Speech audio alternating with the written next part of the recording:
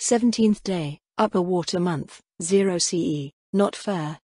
Complain to your wife. Kasturi will just laugh in my face, Jirika grumbled. Our Gladestalkers are wiping out everything. Over the next 2 days, they purposely kept pace with Clan Kira's advance, never straying more than 3 kilometers ahead of the other warbands. Though Jirika complained about there being nothing to fight, the fact of the matter was that, due to Clan Kira's delayed arrival, the dry season had done most of the pushing for them. They had crossed into the tree line on the eastern side of the pass during the late afternoon, but there was scarcely any sign of their opponents. With evening approaching, they gathered in a grove that saw recent use by the retreating forces of the Yorgulan Commonwealth. Soraka sifted through the scant remains. "They're packed just as lightly as our side," he muttered. "And not a scrap of paper or anything more than bones left behind," Jirika added. "We might have to get Mitra to charm one of those snakes." "I'm not sure how much that would help," Soraka said. "Unless we isolate a lord. Even then, gaining information from an enemy was never so simple. Green dragons were by nature manipulative and treacherous. If they interrogated some of the locals, they likely wouldn't gain much, at least not much about their dragon overlords." "Do you think they'll have any degree of sophistication?" Jirika said. "If our side is any indication, these Yorgulans will be just as simple. Minions only know what they need to know," Soraka told the Inquisitor, "and, even then, they could be fed misleading information or instructed to unknowingly perform diversionary maneuvers. Scraps of information left behind could similarly be used to deceive an advancing opponent. That assumes that any officers, chiefs, whatever. That assumes any officers we capture report directly to the top." "We're deep enough in the forest for a shift in strategy," Soraka said. "I'll go over it when the scouts return with dinner." Dinner consisted of natives of the surrounding forest, though they came in the form of 2 wild boars. Soraka listened to his scouts' accounts after they settled down to consume their portions. "The war bands moving to either side of us are spoiling for a fight," Kasturi said, "but we haven't seen or heard any fighting. Is this normal?" "That's a good question," Soraka replied. "The informal way that they operate makes it hard to know for sure. The locals know what they need to know, but foreigners like us are entirely clueless." "It looks like you're having fun, though," Mitra noted. "I can't say that I'm not," he admitted. As a warmaster, he found any form of warfare intriguing. The clash between 2 major powers was a rare thing, especially powers so close to their primal roots. It was unique in the sense that they had adopted what were usually the short-lived sparks of low-intensity tribal conflict into a sustained, large-scale venture. The war between Roland Gork and the Yorgulans was a valuable case study. It could even be that they were on their way to developing a form of warfare unfamiliar to the Beastman Confederacy. "Karavaki," he turned to his second wife, "how does this place look in terms of negative energy presence?" "There are no clear signs of negative energy accumulating in the areas that we've traversed," Karavaki replied. "With how long they've been fighting one another, I think the people understand how much the land can take. It's remarkable how they can continuously maintain the balancing act. If it was back around the Confederacy, things would be bound to get out of hand. I believe they have the type of fighting they've chosen to engage in to thank for that," Soraka said. "Escalation can only occur if there are forces to escalate with. Not only are their armies spread out over a 400-kilometer front, but the back and forth that they've established effectively cycles the burden that comes with death." "It must be a coincidence," his second wife replied. "I can't imagine the 2 sides collaborating so smoothly on this. From my discussions with the various shrines and temples along the way, the undead are extraordinarily rare in Roland Gork.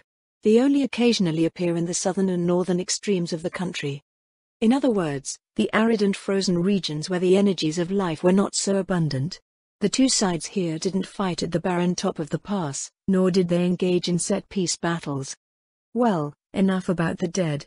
How about the living? Have you encountered anything beyond scouts?" "Barely even those," Kasturi replied.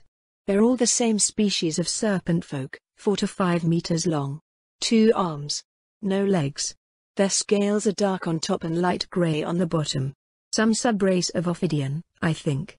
"Equipment?" "They're not wearing anything. The ones we've seen are all up in the branches. Wearing clothing would impede their movement through the canopy."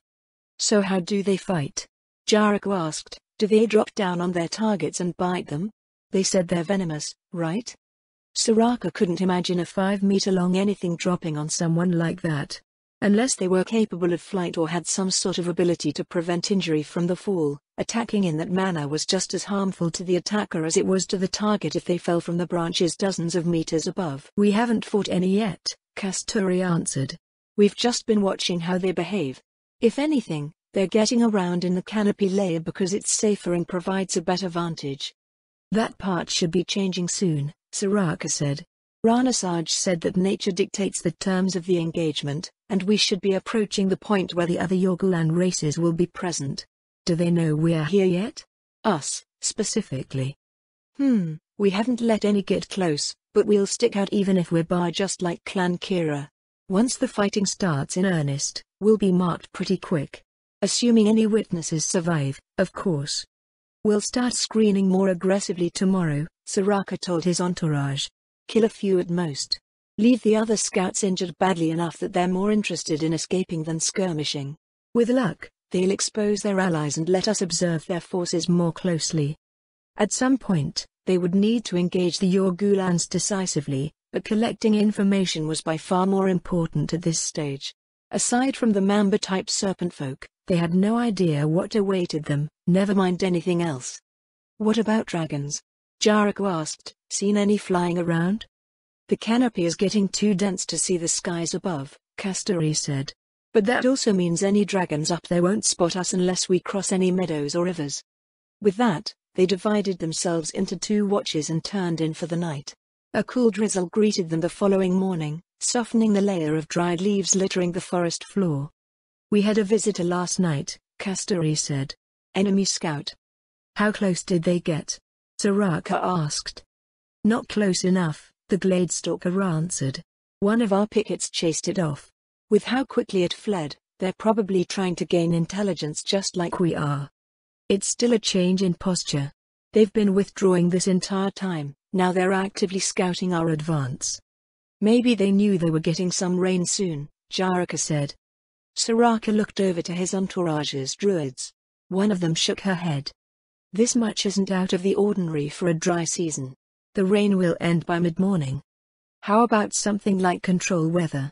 As long as the spell is known to the locals, it can be easily cast using ritual magic. We'll have to wait and see, Yervroj. Ritual magic raised the maximum casting tier of the circle leader by 2, so a 4th tier circle leader could cast the 6th tier control weather. If a druid using extend magic cast the spell, they'd be rained on for up to 8 days. It was more than enough to turn terrain conditions against them. Every power in the central continent had teams of casters stationed to counteract the use of control weather. Not only was the spell invaluable for industry, but, without those who could cast it, any country could be ruined by droughts or floods magically induced by their neighbors. The spell couldn't be detected until after it was cast, so all they could do was observe the weather and discern whether the Yorgulans were using it. They departed the grove and followed an animal trail deeper into the forest, eyeing the partial canopy through the dripping leaves. The chance that any enemy forces had gotten by their screen was slim, but the ever-present threat of a dragon coming down through the trees kept them on their guard. Soraka occasionally checked the trail's surroundings, but the growing tangle of undergrowth made it impossible to see further than a few dozen meters. I hope we break through to proper jungle unchallenged, he said. I doubt we would lose on a battlefield like this, Jericho said. We don't know the exact details of the races that dwell here, Soraka replied. They may be specialized in unprecedented ways. The world was a mystical place where ideas could manifest to shatter mundane realities and common sense, and every new place they visited presented at least a few new things. Forest and jungle terrain was said to be the domain of beastmen, but it favored some demi-humans more than others. Some races could phase through trees and undergrowth, as could certain specialized rangers with forced walking abilities. While Kasturi and the rest of Soraka's Gladestalkers could do it, it wasn't innate to Bar. To his relief, the canopy became solid, preventing any substantial growth in the understory. His entourage spread out into a proper formation. Jericho stayed close at hand. He was originally a Thuggee from the cities of the Confederacy, meaning that his wilderness skills were lacking. His detection ability was still top-notch, however, and his anti-magic skills and abilities as an inquisitor always came in handy for escort duties. Kasturi's back, he said. Several moments after Jyrika's announcement, his wife appeared from up ahead. "We found an encampment about 3 kilometers south by southeast," she said. "A spring feeding a large pond. It's occupied by some sort of frog demi-humans about half our size." "Do they know we're here?" "Maybe not us specifically, but they're alert to Clan Kira's advance. They were rubbing wooden javelins on their skin, probably poisoning their weapons." "How strong are they?" "Not very," Kasturi shrugged, then produced a wooden ornament. "They didn't notice me snatch this right out of their camp. There are about 200, not counting any patrols they may have sent out." "Were they talking about anything?" "Nothing noteworthy. Local things. There's no sign that they're coordinating with any other warbands nearby." "An opportunity to gain information?" "What about the Kira? How far behind us are they?" "We've gotten ahead of them since this morning.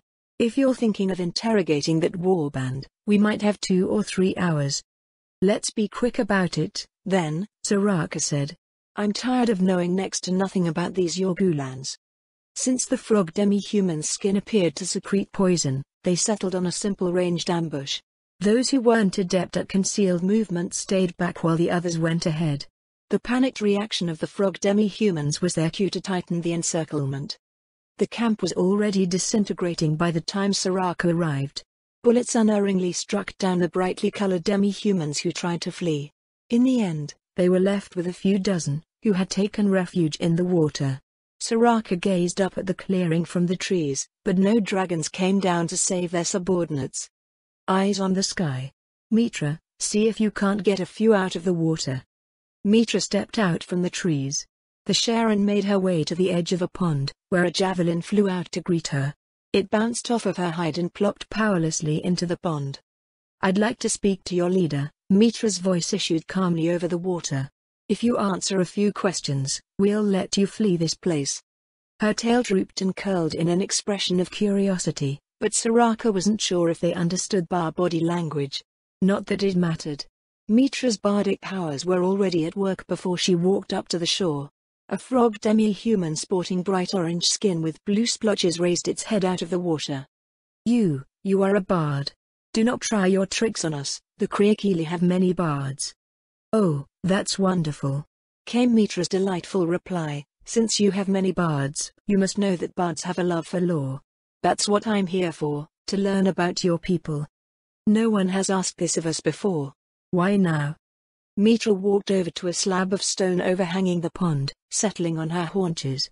"Well, to tell you the truth, we're not from this jungle. We're visitors from a far-off place called the Beastman Confederacy. Have you heard of it? I'm called Mitra, by the way." "I've never heard of it," the Kriakili replied. "But if you are not from here, I am called Ikiktik. Before we would speak further, I desire a gesture of trust. Let my people go, and I will stay to answer your questions." "What do you think, G?" "That's fine by me. They're sure to be overrun if we keep them here for long." "Very well," Mitra told Ikiktik. "Your people may leave, Ikiktik. You may join them as well after we're done here." A long series of high-pitched croaks rose into the air. Since they weren't translated, they must have been expressions unknown to Soraka's society. 3 dozen Kriakili heads emerged from the water. Half of them scooped up huge mouthfuls of pond water. The other half loaded squirming black tadpoles the size of Soraka's paw into the makeshift containers. "I wonder if his gratitude will compel him to tell the truth," Jyrika mused. "They at least care for their young," Soraka said. "Many amphibian demi-humans just lay their eggs and leave them." "Yeah, because they lay thousands of eggs," Jyrika snorted. "Imagine trying to take care of that." It was a good sign.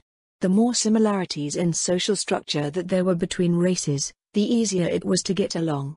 Concepts of family and community were among the most potent when it came to building diplomatic bridges. In all, the operation was going smoothly. Though it was messier than Soraka would have liked, dominance was proven beyond a doubt in the fashion that tribal societies usually followed. With that out of the way, they could communicate properly. Showing compassion when it was unnecessary was a strong suggestion that coexistence was possible. Once the last of the Kriakili waddled out of sight, Ikiktik waded over to the slab where Mitra waited. "I will call my companions here now," Mitra told the frog demi-human. "Please don't be alarmed."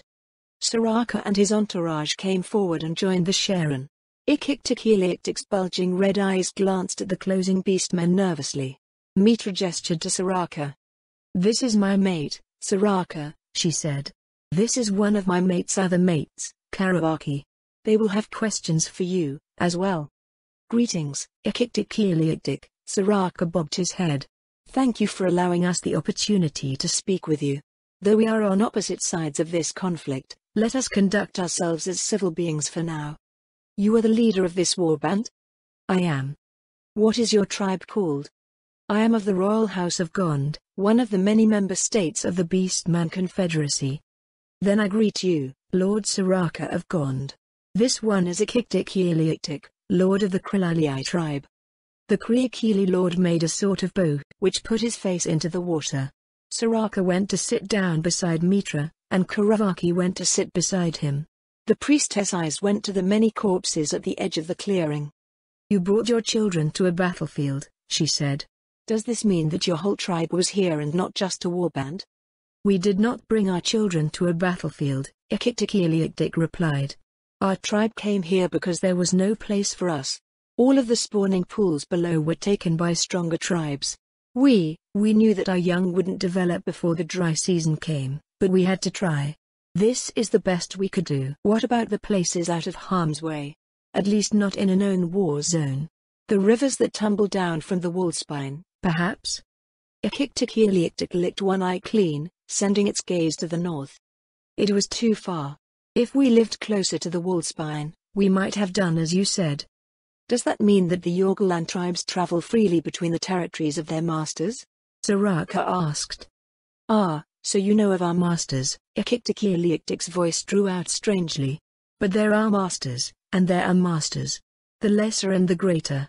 The greater styles himself the Raja of Erelessa, the green dragon Beryl Vostiferix. His kingdom is divided between the brood that he has sired. These lesser masters do not care about any minor tribes that come and go, only that they recognize their supremacy and pay tribute while dwelling in their domain."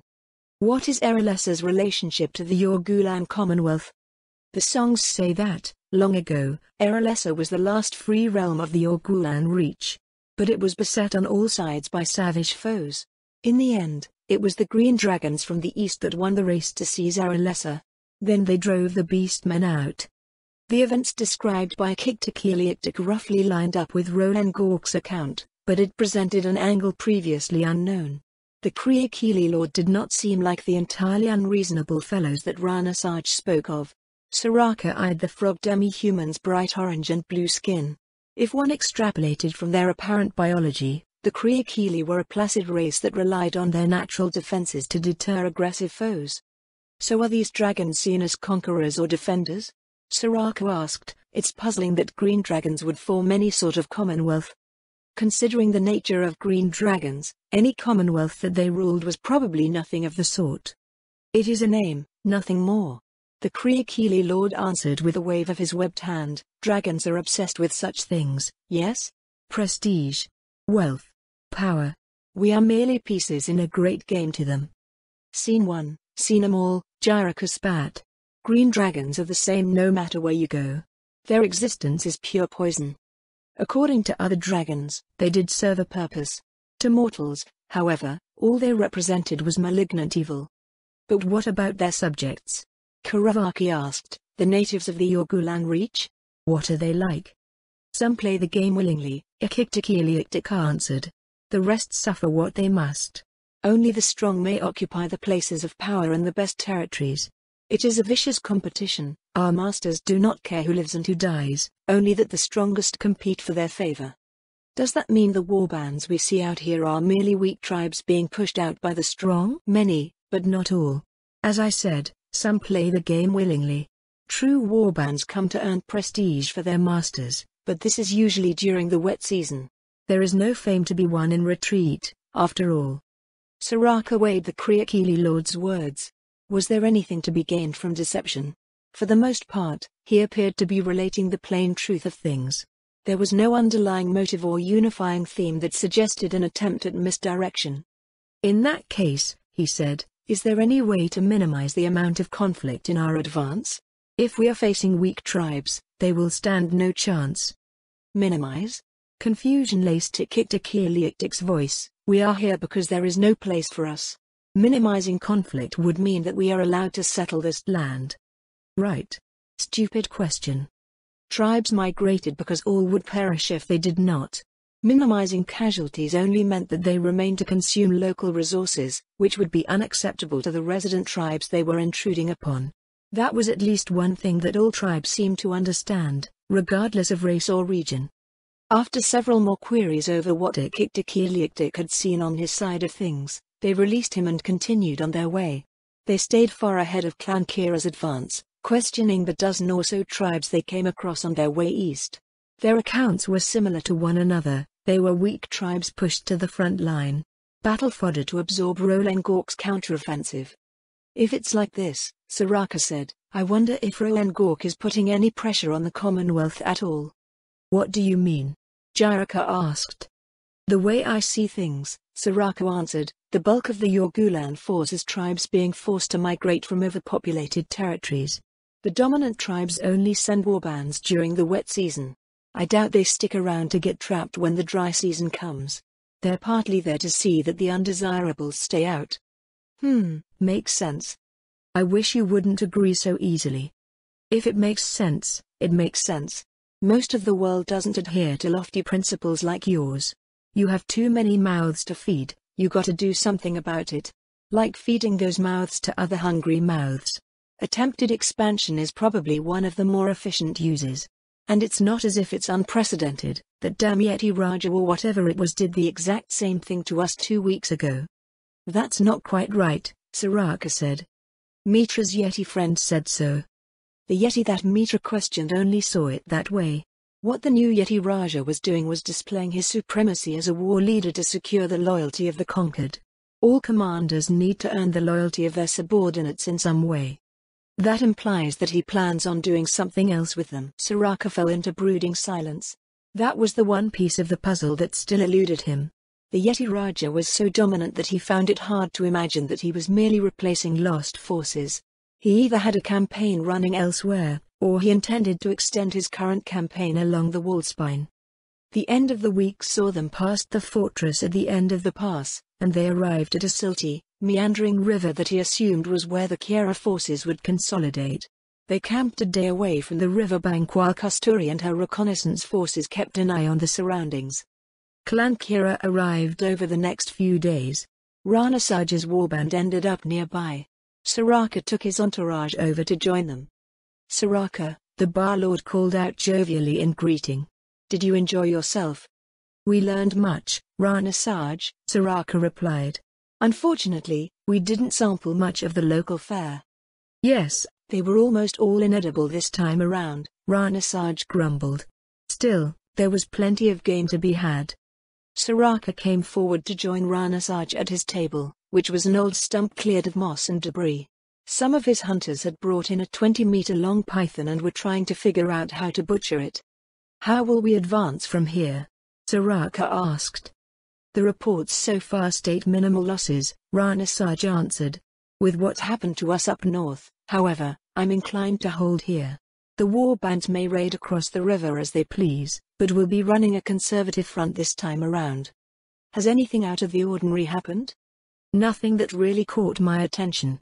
We came in late, so the ease of our initial advance was to be expected.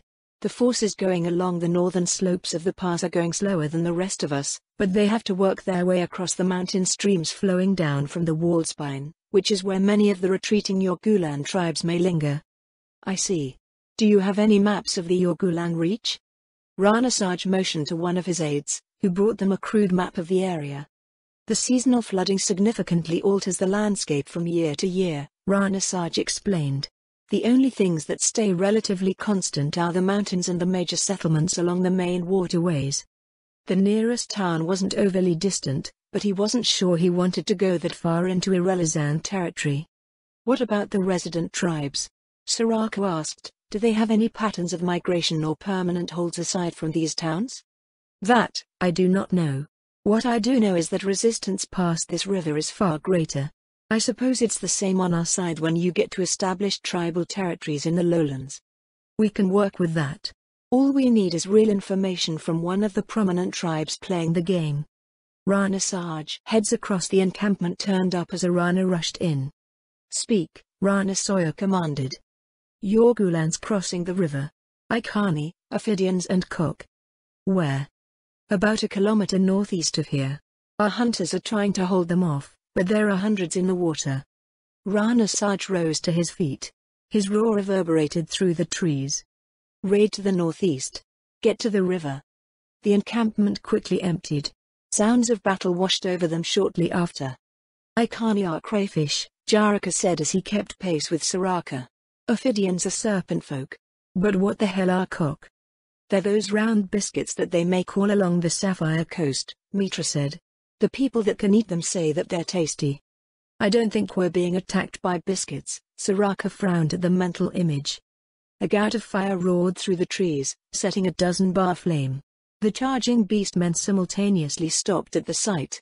Well, that's new, Jaraka said. Switch to slings. The Icani here have venomous shells anyway, and I don't think we want to get close to whatever these Cock are. As they waited for whatever horror would emerge from the flames, the Lord of Kiera charged past them. Don't falter, he called out. Push those damn beetles back into the water. So beetles, Jaraka said. That's Spitfire. I bet you want to try talking to them too. They followed after the last of the Kiera warriors, crossing the barrier of flame. A chaotic melee raged on the other side. One of the Mamba serpent folk lunged at him from an overhanging branch. Blackmore opened wide. Jaraka leapt up and battered it out of the way with a vicious slash that tore its hooded head from its shoulders. Soraka didn't watch its body tumble away. Instead, he calmly took inventory of the growing brawl. Let's forge some order out of this chaos. Vajravyuha. His warriors formed a compact diamond around him. Within, 3 ranks formed. Kasturi led the front rank with the entourage's Gladestalkers, Karuaki was with the Divine Casters in the rear rank, and Soraka formed the center rank with Mitra and Jaraka. It was a formation meant to condense the power of a numerically inferior force, but it was still usually employed with at least a small army. Then again, each member of his entourage was worth at least an army or two. Advance to the river. Keep those Icani away from our warriors. Mitra set a cadence. The formation advanced to the rhythm of Mitra's song. Except it was a silly song about fishing for aboleth through holes drilled in the frozen expanse. You really know how to kill the mood. And what mood is that? I think it's most suited for my audience. Anyone challenging us must surely be insane. I doubt they'll recognize the use of a formation at all. Never mind this one. It's just the most convenient for our purposes. Irony is still humorous, even if it is born from ignorance. Its bonuses to troop performance aside, Vajravyuha made a small army seem even smaller, inviting encirclement by the enemy. Anyone from civilized lands would have recognized it and kept their distance, but there was no such recognition here. Bullets flew out and shattered the carapaces of the swarming Icani. Ophidians sprung forward and were casually dispatched by the warriors on the perimeter. Realistically, their attackers had no chance, but they didn't know that until they were dead. This is probably how the instructors at the military academy think this works every time, Soraka mused. That's why they're instructors and not field commanders, Jaraka snorted.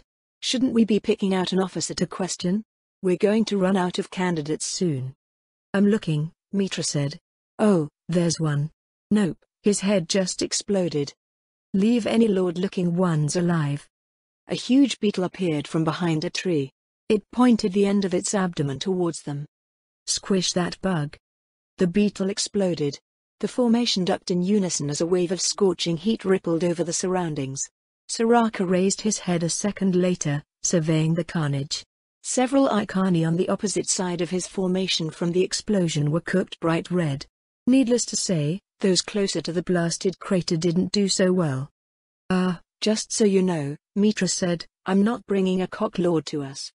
No argument here, Soraka shook his head. Karuaki, how did we do? We're fine. It was only about as strong as a weak fireball. If a fireball could cover 60 meters, Jaraka said. No wonder they wanted the damp things in the water. Gladestalkers, Prioritize those cock. I don't want to find out what happens if 50 of them come scuttling in. Explosions occurred at a more reasonable distance and they made the remaining few hundred meters to the shore. Their advance had attracted so many of the raiders that the rest of the front simply crumbled. Still, the warriors of Clan Kira eyed the waters of the river warily. Not that he could blame them. Is it like this every time? Soraka asked Rana Saj when he came by on his inspection of the shore. Cock are rare, the Rana answered. They're as much a hazard to their allies as us. Then it must be some special occasion. Not that we'll ever know. Mitra appeared at his side. She gave Soraka a look that was far from her usual, playful demeanor. That may not be true, Soraka said. What did you find out, Mitra? We need to get out of here, Mitra told them. Now, 21st day, upper water month, 0 CE, get out of here? Rana Saj's incredulous voice filled the silence following Mitra's statement, but we just got here. After a resounding victory, no less. We should be pressing our advantage and answering their brazen assault in kind.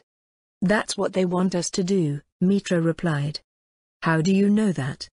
We captured an Ophidian lord, Soraka said. She was just questioning it. What did you find out, Mitra? They're going to make it rain. Rana Saj's tail crooked curiously. Make it rain? Using magic, Soraka told him. The 6th tier. 6th tier? I understand that it seems impossible, but if you have a 4th tier mystic. Even 4th tier is impossible, Rana Saj said. We have never had any 4th tier mystics. Neither have the Orgulans shown that sort of power, for that matter. Rana Saj's disbelief was understandable.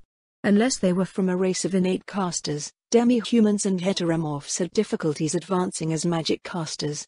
Those reaching the 3rd tier of magic were celebrated by their communities. The Commonwealth doesn't have any races like Naga? Soraka asked, or any other natural casters? It's difficult to claim that something is impossible if we don't even know the entire membership of the Commonwealth. Not that we've seen, the Rana replied. If it's powerful magic casters you're looking for, you're on the wrong side of Rolengork. It wasn't something they could simply ignore. Soraka looked up at the sky, but the clearing made by the river only offered a view of pristine blue skies. Castari, he said. Climb up and take a look around. Got it. Less than 5 minutes later, the Gladestalker dropped back down in front of him. It's happening, she said. Some out-of-place weather is forming over the pass. Just some big storm clouds sitting there, not moving with the wind. But 6th tier, Rana Saj said, if they had access to this power the entire time, why now? There had to be some sequence of events that led to their present situation. He reviewed what he had learned since his arrival in Rolengork, quickly arriving at a likely explanation. It's those Yeti, Soraka said. Come again? The Yeti we fought at the base of the wall spine, Soraka told Rana Saj. They're in league with the Commonwealth. I'm afraid I don't follow. Soraka looked around at the gathered bar. None of them outside of his entourage appeared to understand what was going on. What caused this blindness? A sense of normal fending away all reason? A refusal to think? No, it was simply ignorance over what was possible. The telltale curse of a people living in isolation from the rest of the world. The general state of Rolengork is no secret, Soraka said. Criers announce happenings in the west. The major clans are well known. They don't even need to have spies, just visitors from Rolengork in the tiers of loot boasting of the achievements that their country has made. Change in your region arrives through 2 agents, Ranadratha's expansion in the west and the Yeti Lord newly arrived in your part of the wallspine. Both the masters of the Commonwealth and the Great Loot wish to maintain the status quo. If they wanted to do something about it, Rana Saj said, the Storm Dragon Lord could have done so directly. Dragons aren't like that, Soraka told him. They tend to be more subtle because they have all the time in the world to enact change. Furthermore, they have certain considerations of their own. Unless they believe direct action is necessary, they will not personally intervene. In this case, it may just be the Yetis and the Commonwealth doing all of the work, but Stormport will not dissuade them. But why would this Yeti Lord join with them and not us? Because they came from the east. These Yeti have probably known the Yorgulans for years or decades. They might have even fought them until they were satisfied with the outcome. Actually, we interrogated another lord a while ago and he didn't consider their northern border a contested region. Also, in hindsight, that blizzard from back then probably wasn't a coincidence. Too many disparate things are lining up perfectly. The Yorgulan resistance you're meeting in the north right now is probably there so that the Yeti ritualists can stay in range of the pass. They could have just waited until we moved on, Rana Saj noted. They're taking losses for nothing. They probably don't know that. The ritualists should also be keeping up this magically induced weather for as long as it takes to eliminate your forces. But why now? Because the Yeti are ready to advance. Plus Clan Kira is present. Your clan provides backup forces to all of the clans in the north where the Yetis are going to advance. Using the Commonwealth to eliminate you here will save them trouble in the long run. This seems suspiciously convenient. It is convenient, Soraka told him. That's why it's likely. Both the Commonwealth and the Yeti stand to gain from your loss. They can't directly do anything about what's going on in the Draconic Kingdom, so they have to set Roland Gork back preemptively.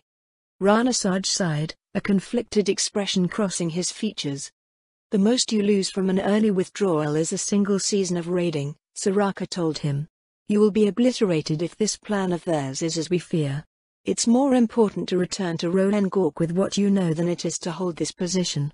Well, it may already be too late. All your people can do is fight to get home. And what will you be doing? Rana Saj asked. We still have business in Roland Gork, Soraka answered, so we'll be heading back as well. With you, hopefully.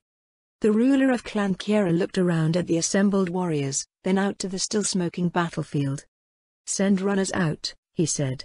The war bands are ordered to withdraw without delay. Stay far away from the rivers and creeks for as long as possible. It wasn't long until the Yorgulan forces reacted to their sudden withdrawal. The sound of a distant explosion filtered through the trees. Great, Jiraka said. They're sending those crazy beetle things after us. Quiet, husband, Kasturi said. I'm trying to hear what's going on. Several more explosions sounded through the trees, followed by the unwelcome cry of a dragon. Oh, even better, Jiraka rolled his eyes. Dragons are bombing us with cock. No wonder they brought the damn things out. Do their gas attacks ignite, too? Do we have a plan for this? Karawaki asked. I can't say I've ever planned for dragons dropping exploding bugs on us while a bunch of Icani and Ophidians chase us up a flooding pass. You can do it, G. Mitra cheered Soraka on. What do you want from me? He didn't think that there was a war master in existence who could come up with some sort of miraculous stratagem for their situation. At least not with Clan Kira's available assets. Any plan we enact will have to rely on our enemy's stupidity, he said. We have no proper flying assets and this canopy keeps us from fending them off with ranged attacks. Then we'll kill all of the stupid ones, Jiraka said. It will be that much fewer to deal with. Well, that makes a sort of sense. The Icani would be too slow to keep up, as would the Ophidians. Unfortunately, it wouldn't stay that way for long. How do your dragon slayers fight, Rana Saj? He asked. Is there some way that they keep these dragons on the ground? He wanted to see how they worked in action, but this was far from the controlled case that he expected. We have no way to get them to land without luring them in, Rana Saj answered. Once they do, we use movement-impeding martial arts to keep them grounded. That sounds normal enough, Soraka said. How many dragons have they slain? One?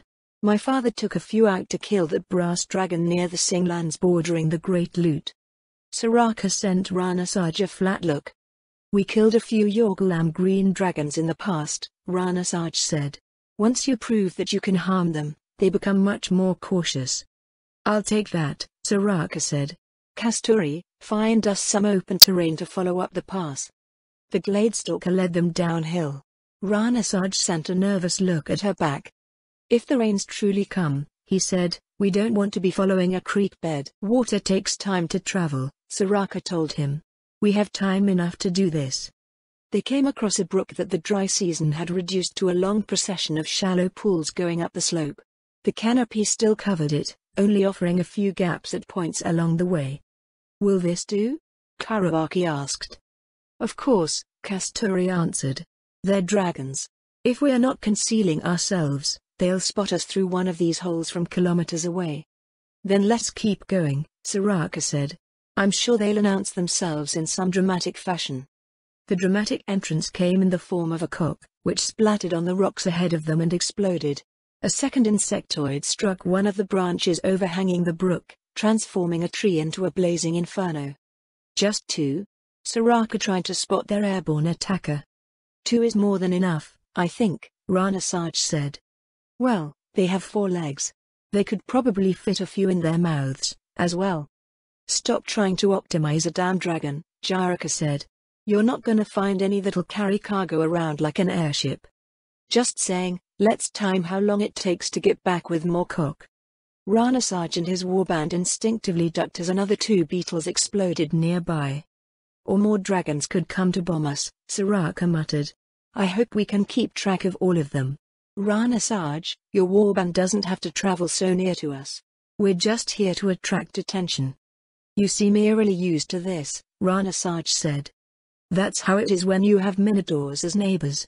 That damn guru filled their heads with all sorts of crazy ideas. They kept going. 2 more dragons attacked them about 5 minutes apart. Are those different dragons or the same dragons? It's hard to tell, Kasturi replied. We'll assume 5 minutes between airstrikes for now. The Gladestalkers spread out, searching the way forward for a better vantage. Soraka and the rest of his entourage continued following the bottom of the dried brook, occasionally sending glances over their shoulders. If they're this inaccurate, Jaraka said, I wonder if they've managed to do any damage at all. Just causing confusion and slowing Clan Kiera down is enough, Soraka replied. But it also just goes to show how little these green dragons care for their underlings, or maybe they just need practice. Every explosion that echoed over the pass was another dead cock. Some argued that specialized insectoids were just meant to be used that way, but he always wondered how the ones being sacrificed felt about it. 5 minutes passed and they stopped to prepare for another flyby. If the dragons were flying back and forth to pick up new cock, it shouldn't take them more than a minute to cover the extra distance. Kasturi and the other Gladestalkers loaded bullets into their slings, gazing intently down the ravine. The first dragon crossed perpendicular to the ravine, giving their Gladestalkers no chance to track their target. Fortunately, it also meant that the dragon had a small window to drop its living explosives. The 2 beetles smashed into the far slope of the ravine, exploding a dozen meters above Soraka and his entourage. They ignored the debris that rained lightly on them, searching for the second green dragon. Adult green, Kasturi called out, coming straight up the ravine. A dozen seconds passed before the dragon registered in Soraka's vision. It settled into a glide as it made its final approach, nearly 20 meters from wingtip to wingtip. A wave of dragon fear washed over them, but he brushed it off. Several of Rana Saj's warriors bolted deeper into the trees with terrified cries. Is it going to strafe us too? I hope it heads this way instead of after those fleeing warriors.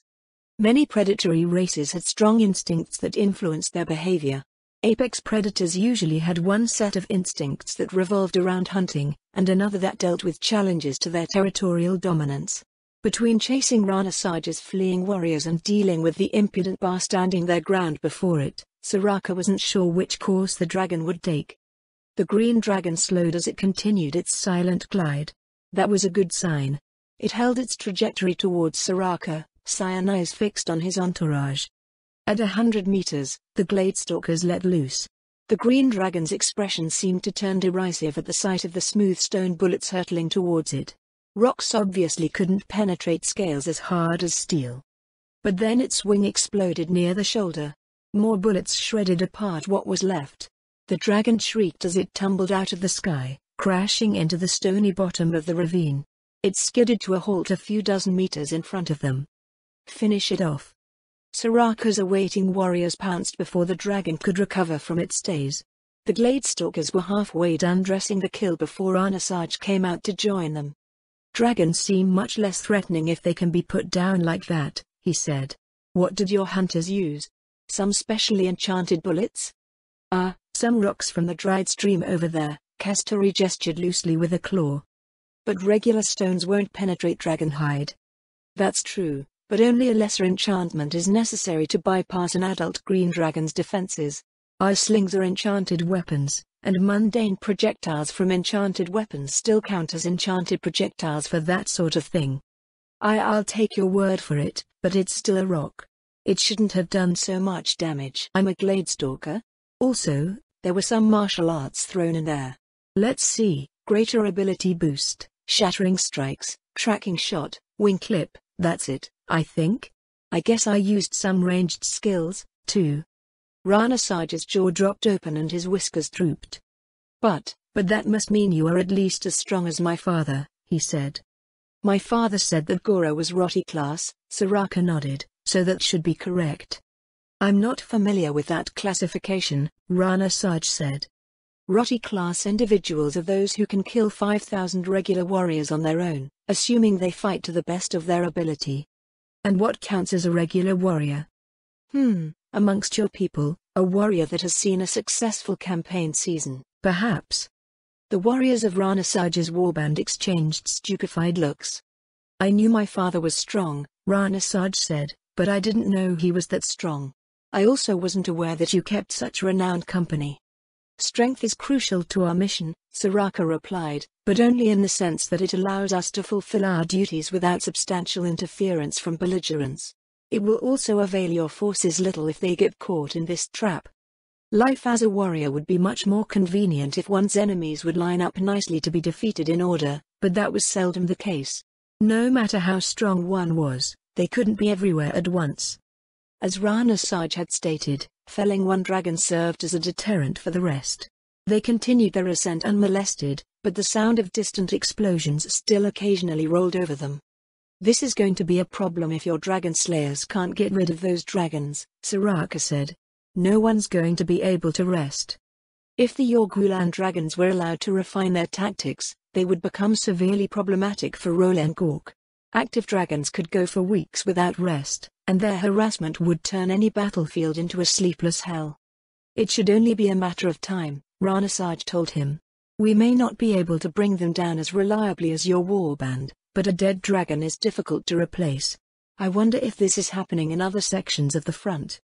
That's doubtful, Soraka said.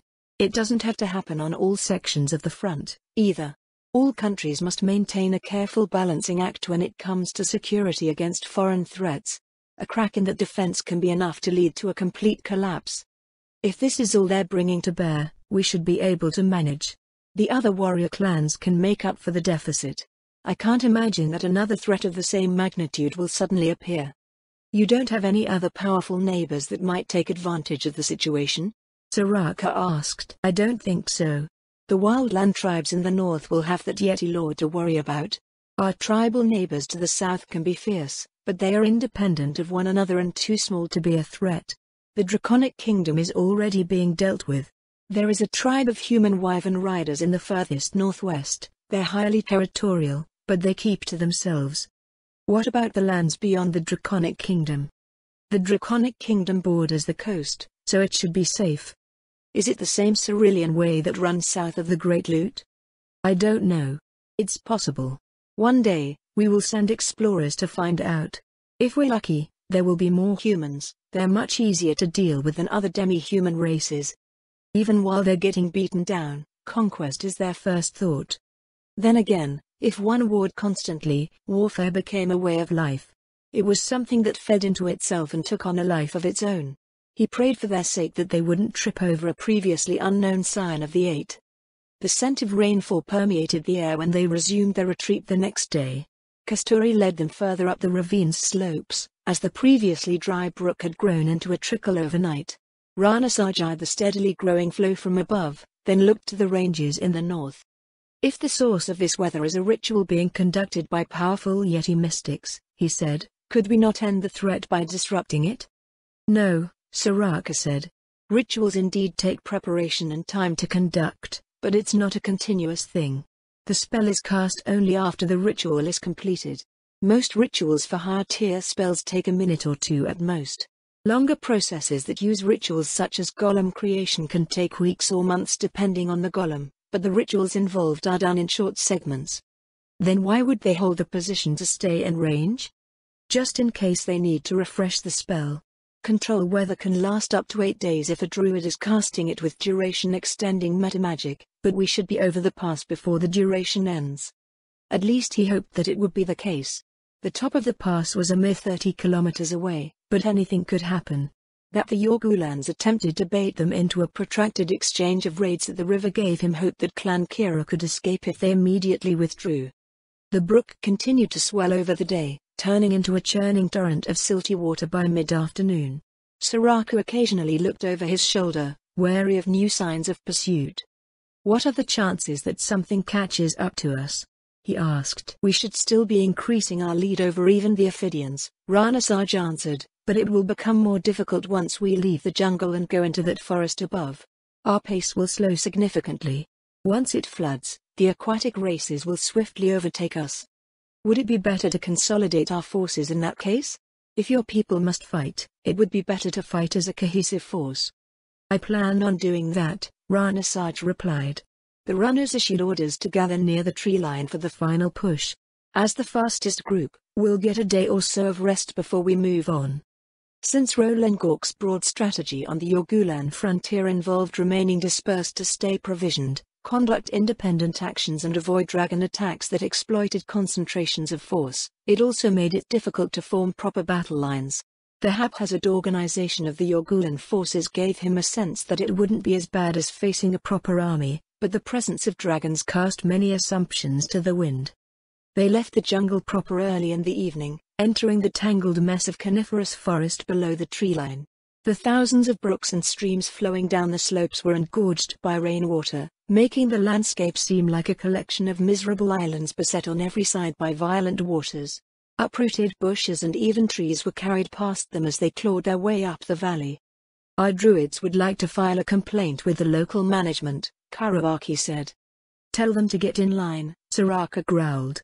"I can't imagine the destruction this is going to cause downstream." Since the Commonwealth was populated by many amphibious and semi-aquatic races, they probably wouldn't mind it as much as the beastmen of Rolengork. Still, he could imagine the outcry if this happened in other parts of the world. They stopped and waited as Rana Saj's warband lined up single file to leap across a muddy gap gouged out by the recent torrent. The sheer unnaturalness of the situation was marked by the perfectly clear evening skies in the east and the churning storm clouds swirling over the pass to the west. After making the crossing, Kasturi led them to a rocky outcropping that offered little shelter save for the fact that it wouldn't get washed away in a mudslide.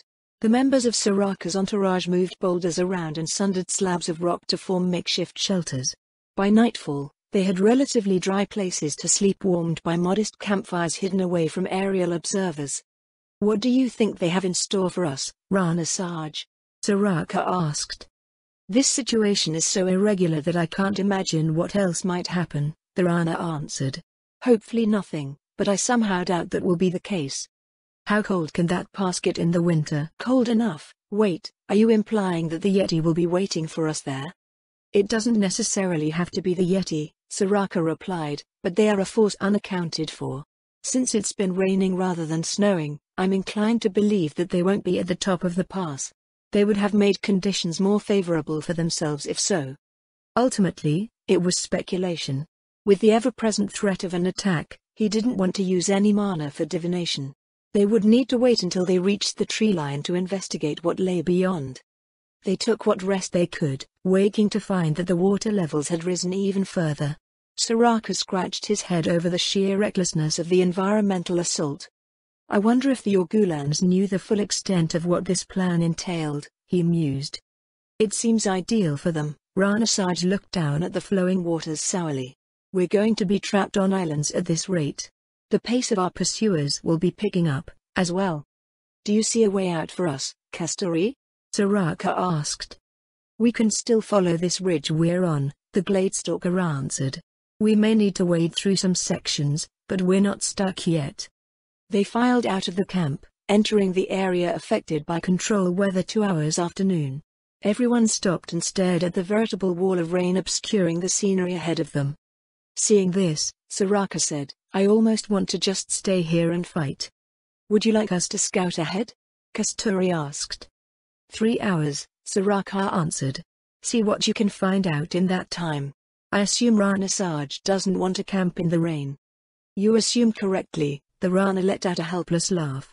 We'll have to dig in here and wait for the rest. Hopefully, we get a good showing. Then we should at least prepare a warm welcome, Soraka said.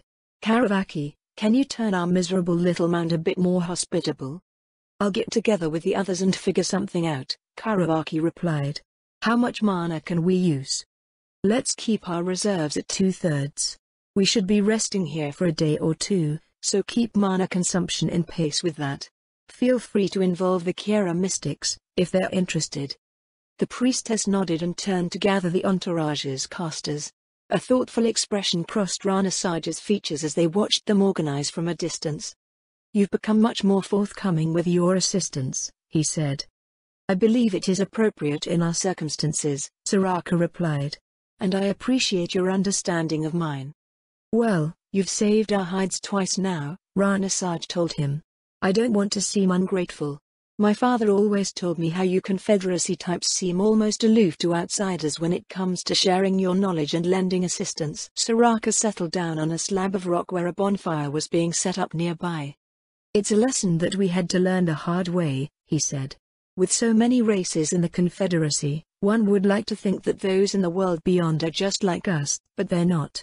Our world has been shattered, overturned and transformed so many times that 10 different bar communities in 10 different parts of the continent could be in entirely different places culturally, technologically and psychologically. What we intend for good can be turned to evil, power meant to bring about an age of prosperity instead delivering generations of destructive conflict or even the end of entire nations. He himself had defied the wisdom of those more experienced in the past, to sorrowful results. Even so, he still tried to look for the promise in others rather than arbitrarily turning a cold shoulder like so many. Rana Saj didn't take his eyes off the group working to create a livable space. I see, he said. I can only imagine how others have received your austere approach. Why didn't you help us? Why are you just watching us die? Why don't you let us learn? Do you think you're so much better than we are? Who gave you the right to decide? Do you believe yourself some sort of god, watching us squirm beneath you? 1,000 other questions along the same vein assailed Soraka and his entourage wherever they went. In a way, it made it easy to figure out who was worthy and who was not. At the same time, he couldn't blame them for asking. All living things struggle for their right to survive, Soraka said. I can only judge based on the standards that the Confederacy expects its affiliates to uphold. Well, hopefully, we hold up to your scrutiny. Soraka raised a paw and clapped the bar lord on the shoulder. Better than most, Rana Saj. Better than most.